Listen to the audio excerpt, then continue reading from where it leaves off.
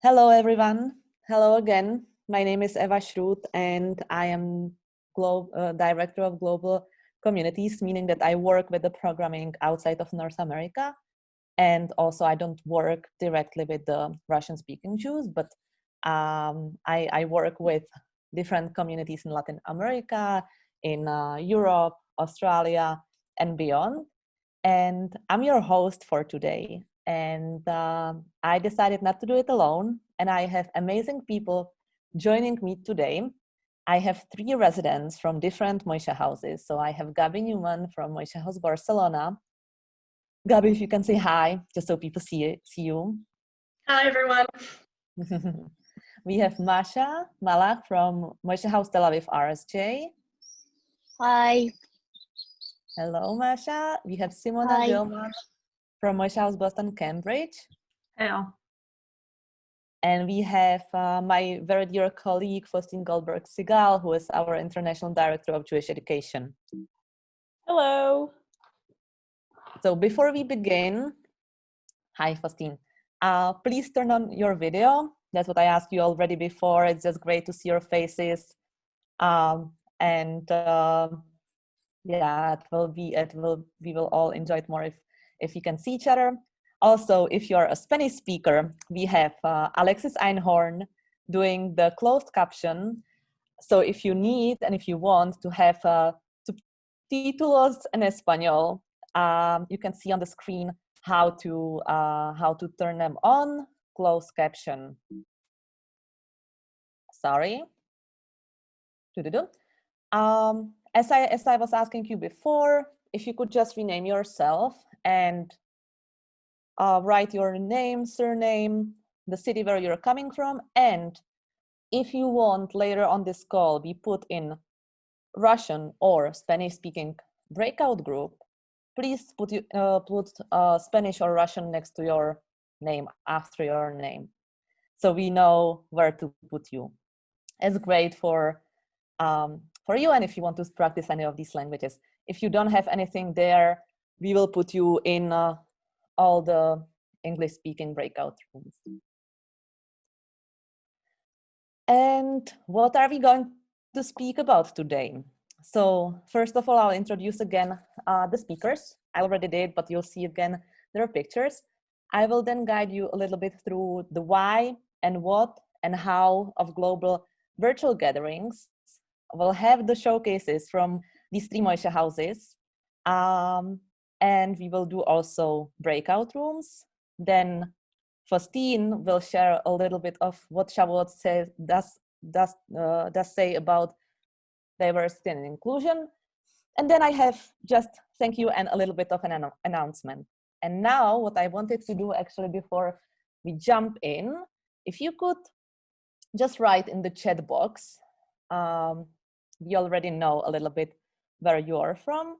If you could write in the chat box a place that you would really like to travel to, or a place where you would really like to go to a Moishe House program in, or where you would like to experience something or travel to in your life. I will try to open the chat. We have Italy, Japan, Spain. I desperately want to travel to New Zealand. Moishe House in Spain, Moscow, amazing. Japan, Greece, Zanzibar, Barcelona, amazing. There are a lot of Barcelona and a lot of Berlin and Spanish places, Australia. This is amazing, and I have great news for you. You can actually, you cannot physically travel, but because we have in all of, well, not all of them, because we don't have Moishe houses in Zanzibar or Cuba, but we have Moishe houses in a lot of these places, and you will hear from our residents, and they're Cuba for real. And they're opening up their programs for you, so you can, even from far, you can experience what it is to attend a program in their community. So hopefully this session will be right for you, and you will enjoy it, and you'll hear from these great people. As I explained already, Masha, Simona, Gabi, Faustine, and myself. And we can jump right into it. In this time, we do gather on Zoom or other virtual platform, and it doesn't necessarily mean that we can see only people we know, but we can also see people that we haven't seen in ages because they live in other places. Or even more, we can meet new people. And we can take the advantage and have people from other countries attending our programs.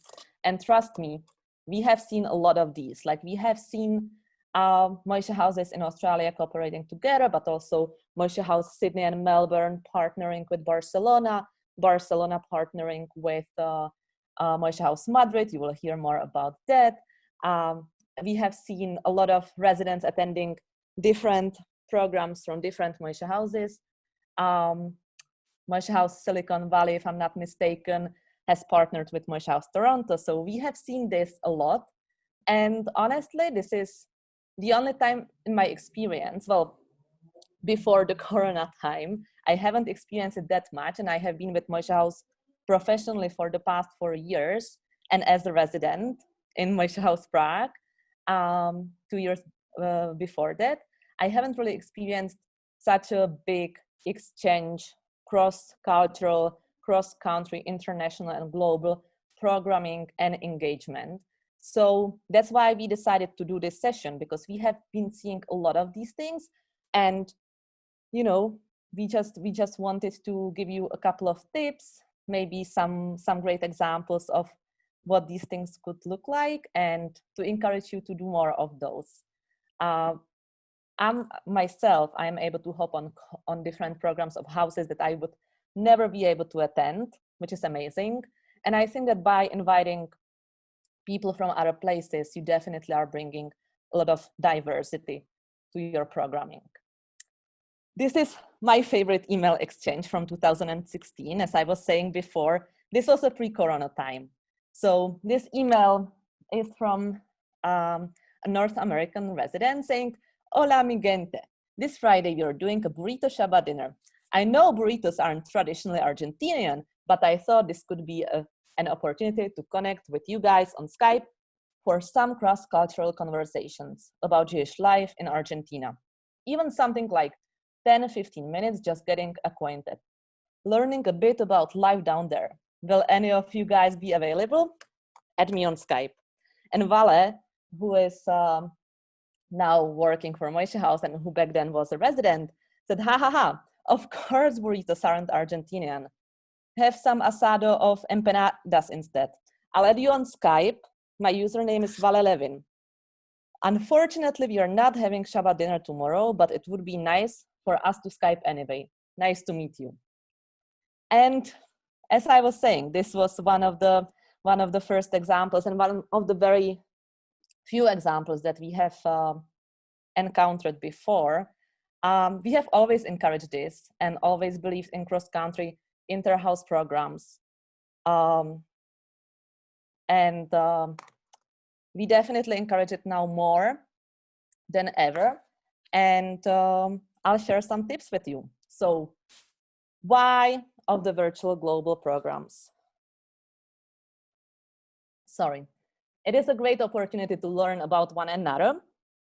It's about learning differences and similarities. You can invite people who have never been around your table before, and you have the sense of belonging and being part of something bigger. On this screen, you can see Moishe House Rome and Moishe House Belsize Park doing some programs. And you know, they could have been just Moishe House Belsize Park inviting Moishe House Rome, or Moishe House Rome talking about London communities, but it has been a great exchange. So global virtual gatherings, it could be something you already have been doing and loving and enjoying, and you know that you're good at it and you're just extending it to a more global audience. It could be another thing, which is some sort of a shared ritual holiday celebration, like, hey, you probably had never done Seder of Pesach online before, you probably had never done Kiddush on Zoom before, but why not do it then online? Or maybe even if it wasn't in your general practice to do it.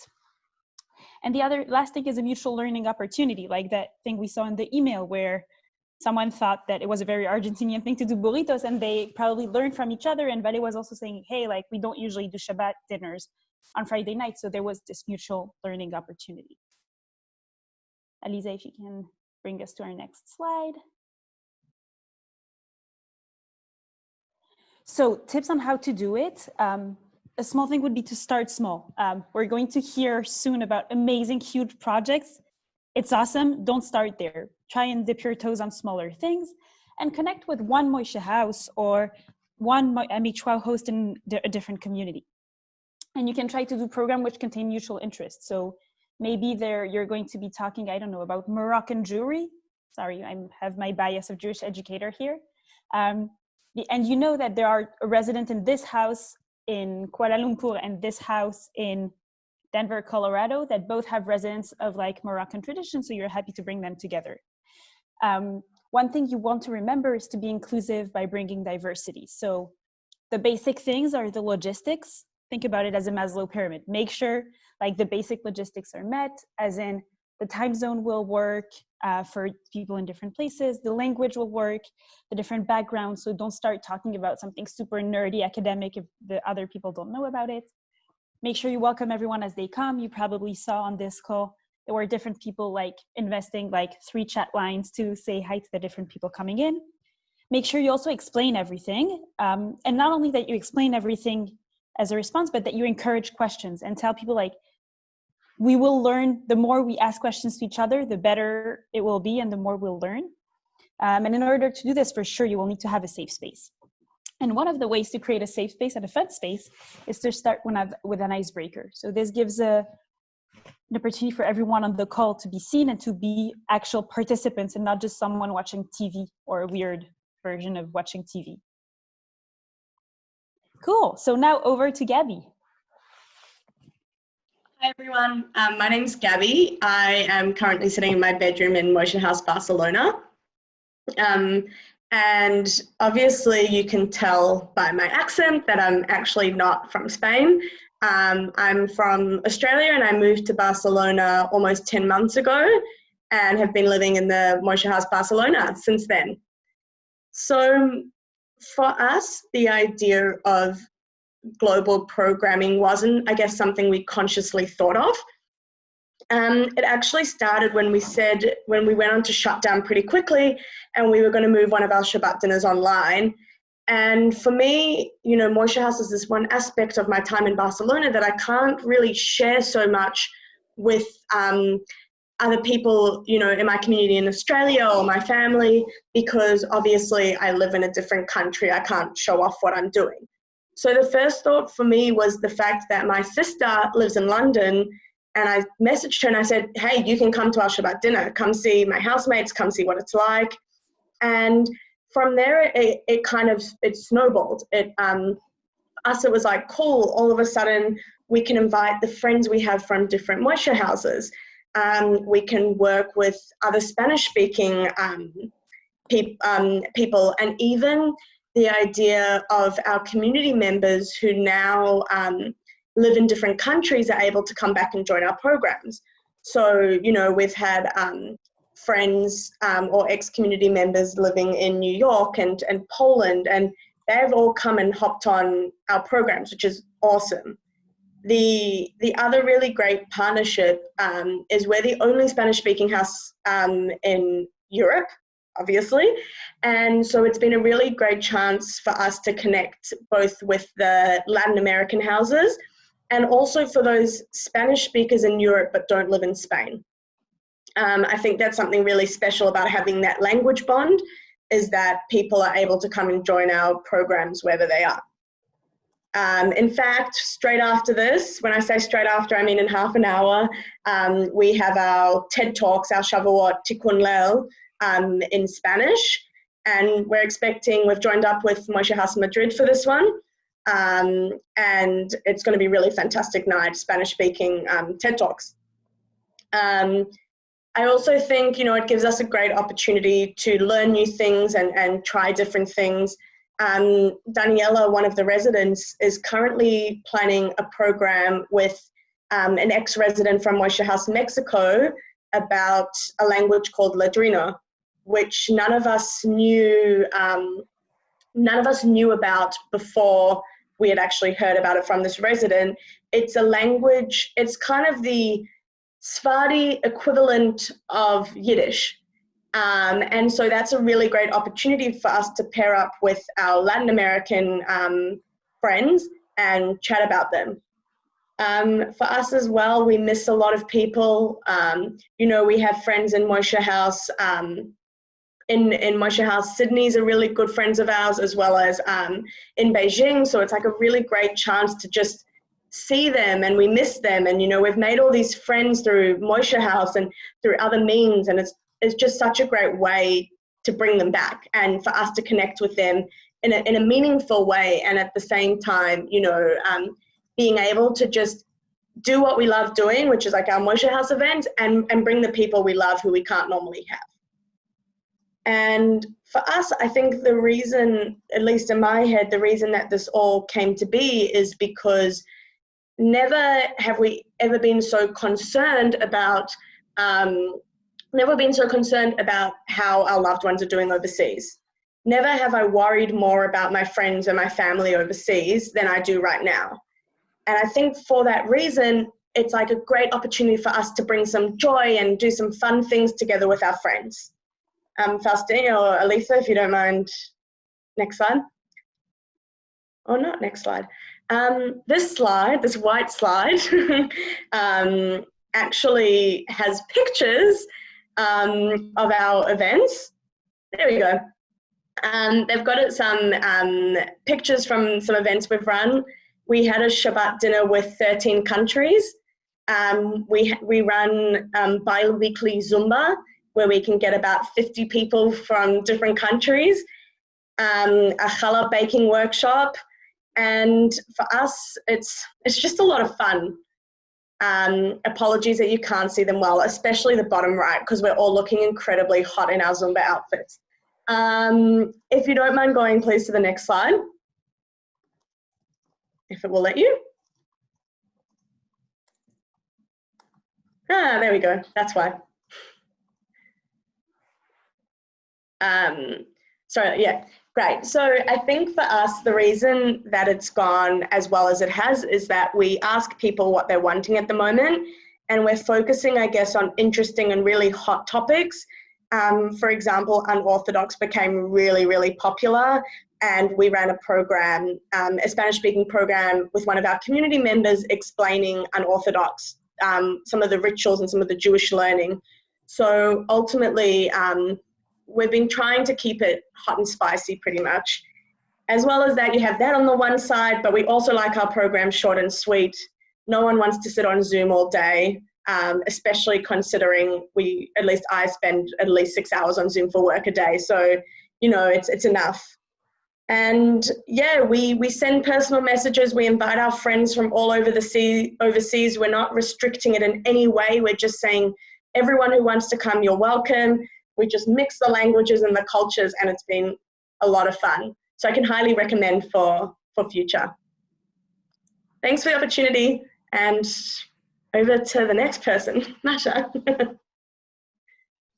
Hi, so my name is Masha. I'm a resident of Tel Aviv, RSJ. So I speak Russian, and originally I'm from Ukraine, and this is my third year of being resident of Moishe House, the last year. So what we did some online activities, like we did a series of lectures about Zionism, and also we did an event, it was like storytelling evening, that we could connect people from different countries. We had theme of exit, like it was Exodus for Pesach, and we gave to the people this theme, and they could share their stories, like mostly funny or connected to this topic, that can be very, very broad. And this series of lectures about Zionism we created like before, but in Corona days we wanted to proceed making them online and just make it happen. I think the main reason why it's because during this time all our favorite places are closed. Let's imagine that our favorite club is closed, our favorite cafe is closed, our favorite gym is closed, and you can't do ordinary things. And Moishe House is something that is always here for you, you know, like like in a Friends TV show, that is something that should proceed doing its thing in order to support community, as I see it. So we wanted to do our programs and just keeping people with something that they used to have. And the one thing which you can see on the slide, it's a global 3-week-long Instagram takeover. This is the idea we came up as a special online program. We invited, for the first week, we did the week of our community members of Israel. The second week it was people from international houses, residents, and third week there were alumni, Moishe House alumni. So what it means, Instagram takeover, so every day we asked one person to be responsible for our Instagram account. Like we created a list of questions that we wanted a person to share with our subscribers. So there were topics like what inspires you during this day, what is your view out of the window, how like also to tell where you at, and what is your creative ways of inspiring yourself during these days. And so we wanted, why we created this, because first of all, I think that this kind of activity shows how Moishe House is global. Like we have a lot of stereotypes around Moishe House in Israel. Like some people think that this is a place for Orthodox Jews. Some people think that this is like a dorm. So there are always a lot of questions. And when through the Instagram during these days, people, the community could see a lot of different people. It could be anyone, starting from developer and then Orthodox. It doesn't matter. Like Moishe House is a place for everyone, and this is also a nice place to show this is a global organization, and that there are different types of people and everyone is welcoming. Also, this was a nice way to bring back to the community alumni, because I think this part of Moishe House ex-residents, let's say, they're less involved in the programming, and I think it's bad. Like so during this week they could experience again. For them, we created questions like what was the funniest moment you experienced in Moishe House, and they shared some old photos they had and told these stories about how they created first Moishe houses, and this was also an amazing thing. I think new skills. So for the Instagram takeover, I think you just need maybe to see some kind of social network that we use every day in a creative angle, like try to understand what can be new there. Like we gave every day to a new person like access to our Instagram account, so they log in to our Instagram account and they like spoke from Moishe House Aviv RCJ mouse, let's say. So I think first one is creativity, like try to relax and maybe to connect some things that seems to be ordinary to something that is more creative and maybe experimental. And the second skill is also like to organize all this in a way of every day you have a new person, you need to kindly remind them and to welcome, like, hello, this today is your turn, please welcome, this is your login password. And afterwards we also said all the time that thank you for sharing with us and this was amazing. And you also need to create like a schedule of people, because 3 weeks every day it's a lot of people, so we created like a small calendar in order not to be confused, and each person was for the concrete date. And so yes, I think creativity and some organizational skills, let's name them like this. Thank you for having me. I don't know if I forgot something or not. You're great. And next is Simona from Moishe House, Boston, Cambridge. Thank you, All Masha. right. Hi, guys. I'll try not to speak too fast so I don't screw up the closed captioning. So I want to talk about a really special program that we are putting together with actually a bunch of people on this call, which is the Global Shavuot Festival. I'm dropping the registration link into the chat in just a second. So Shavuot is coming up, and a couple of residents from Moishe House Silicon Valley in California and Moishe House Toronto in Canada were chatting, and one of them said that they'd never done anything for Shavuot. And wouldn't it be cool if, because we can't do anything in person, we did something virtually and were able to connect houses from all over the world for this program. So Alex from Moishe House Toronto went home and came back with a giant spreadsheet with a ton of different time slots and said, great, now all we have to do is fill 30 hours worth of Jewish programming, which was a great initiative for us all to take on. So thankfully, we have an amazing community of Moishe houses that we could tap into because for 2 reasons. One, I am really not a morning person, so me staying up for 30 hours is not happening. And the second is because we really wanted to make sure that people had the opportunity to connect across borders, across languages, across communities and tradition with each other. And that's why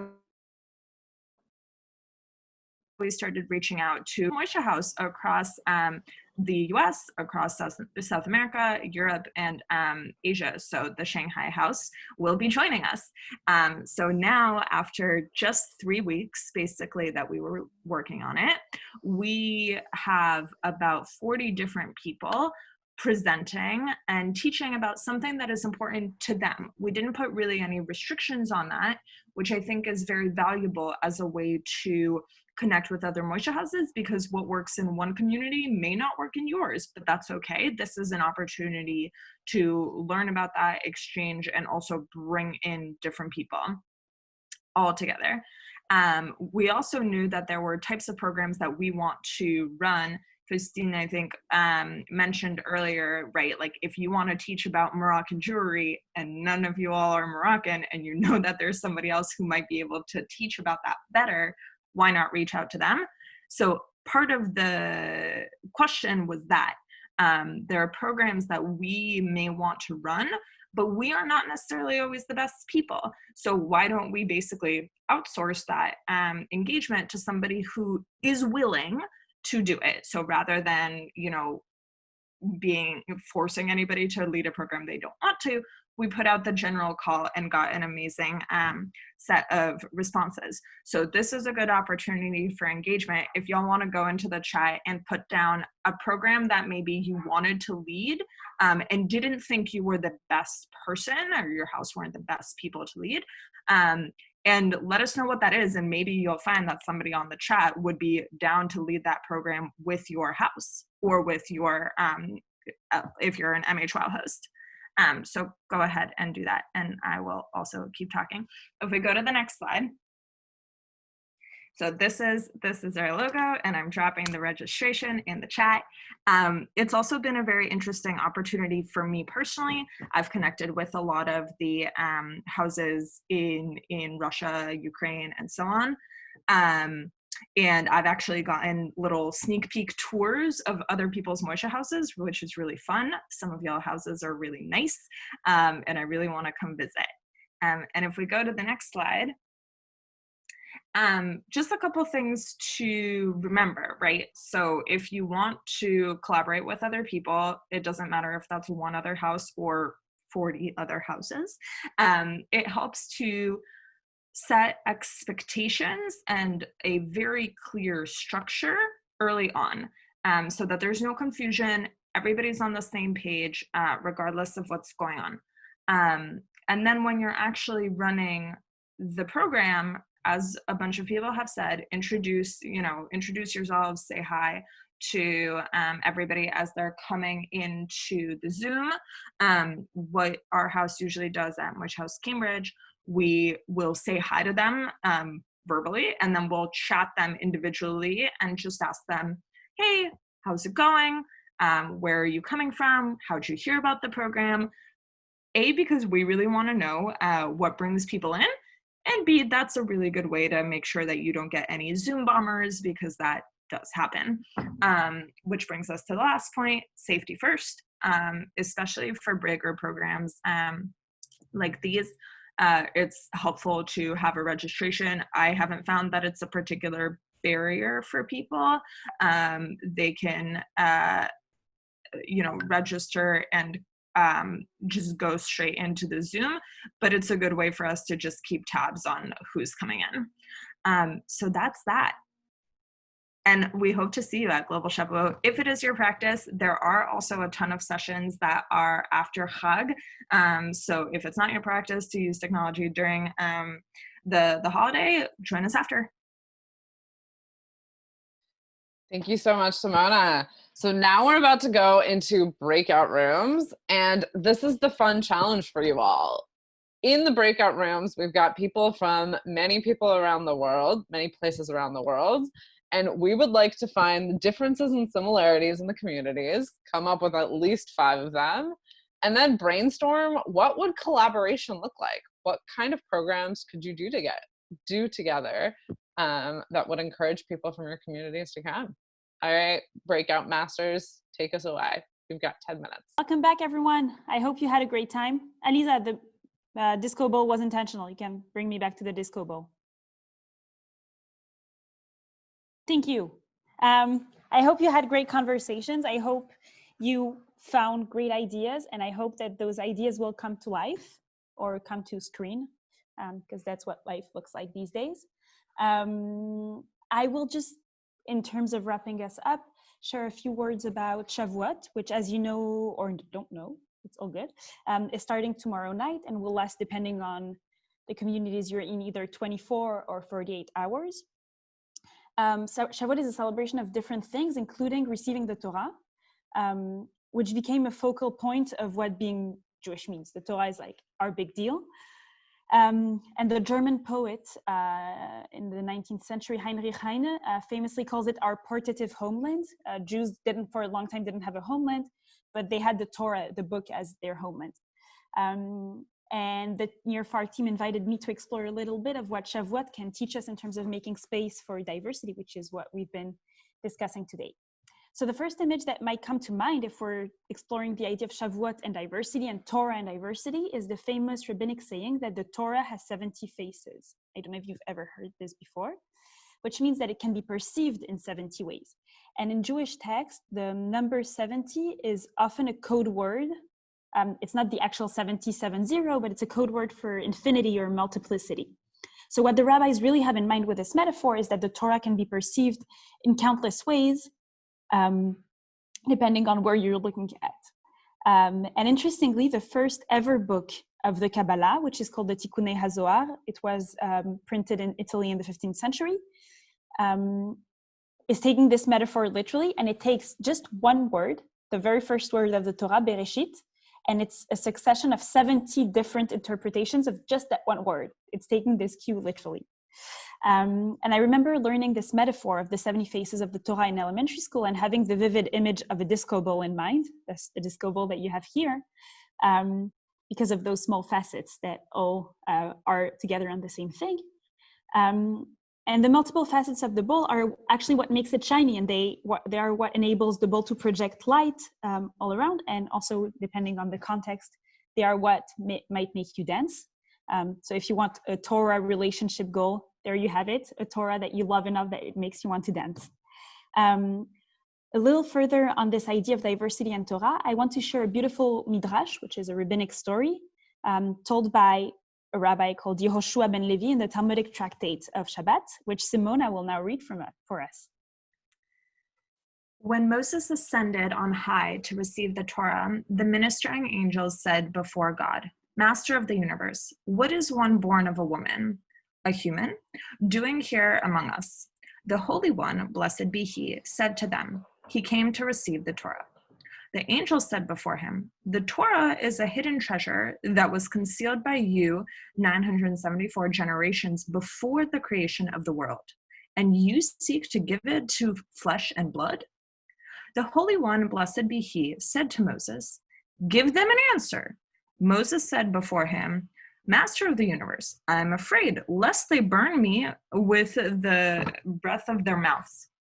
God said to him, grasp my throne of glory for strength and protection, and provide them with an answer. Moses said before him, Master of the universe, the Torah that you are giving me, what is written in it? God said to him, I am the Lord your God who brought you out of Egypt from the house of bondage. Exodus 28:2. Moses said to the angels, did you descend to Egypt? Were you enslaved to Pharaoh? Why should the Torah be yours? Again, Moses asked, what else is written in it? God said to him, remember the Shabbat day to sanctify it. Exodus 28. Moses said to the angels, do you perform work that you require rest from it? Honor your father and your mother. Moses asked the angels, do you have a father or a mother that would make the commandment to honor them relevant to you? Again, Moses asked, what else is written in it? God said to him, you shall not murder. You shall not commit adultery. You shall not steal. Moses asked the angels, is there jealousy among you? Or is there an evil inclination within you that would render these commandments relevant? Immediately they agreed with God. Each and every one of the angels became an admirer of Moses and passed something to him. Cool, thank you. I really love the intensity of this conversation. You have the jealous angels, which is a nice way to picture angels, the empowering God, and Moses finding courage. I think this is a story of God empowering Moses to respond directly to the angels and asserting himself as a human. God is telling Moses, I'll be there for you. You can do it.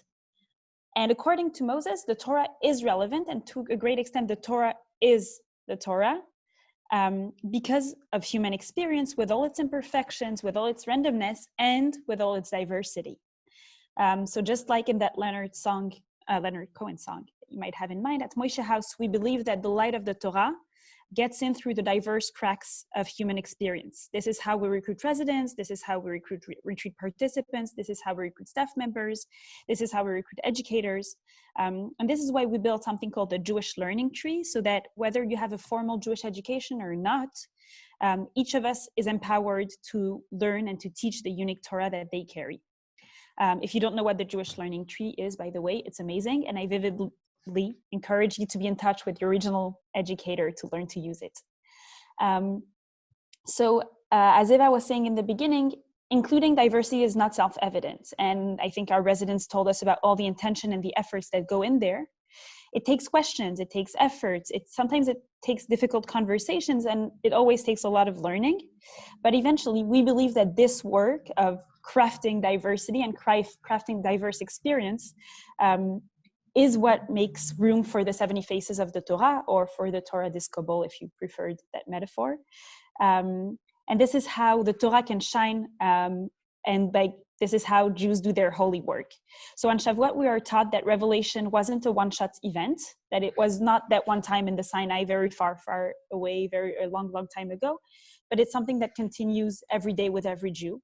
So yes, receiving the Torah is receiving diversity in order to make room for this ongoing diverse revelation of the Torah. So I'll wrap up here the part of the Torah piece, but this is what I want to tell you, that it's not, including diversity is not a technical thing.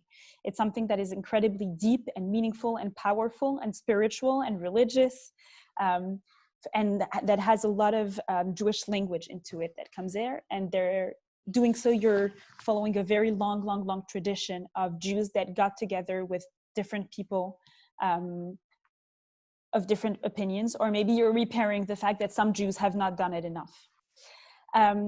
Thank you all for joining us today. Thank you for your flexibility with the changing logistics of this call. You saw real life Moishe House happening. You saw real life residents, real life staff. A few things. So first, Simona mentioned this amazing Shavuot idea crawl that is happening. She shared the Facebook event, and you're all very welcome and encouraged to join if you want to hear the Torah of Moishe House people all over the world. Moishe House is also organizing something else called Shavuot Night Live, which is another online, diverse, exciting Shavuot learning opportunity. The information is all on the living room, so you can head there for more information. And sadly, this was the season finale of Near Far, wherever you are. It's been great to talk to you and to see your faces every week and to learn with all of you. I want to give a public shout out to Eliza's, because Near Far is her brainchild. So thank you, Eliza. Thank you to all of the team, and congrats for making this happen. This is the season finale of season 1, but we are figuring out right now what season 2 looks like. So you can expect news from us probably in the summer. We are welcoming, and not only welcoming, we need feedback and comments from you, so you can send them directly to Eliza, who has this amazingly easy Moishe House email address, eliza@moishehouse.org. Thank you, everyone. Chag Sameach, and be in touch with us if you need.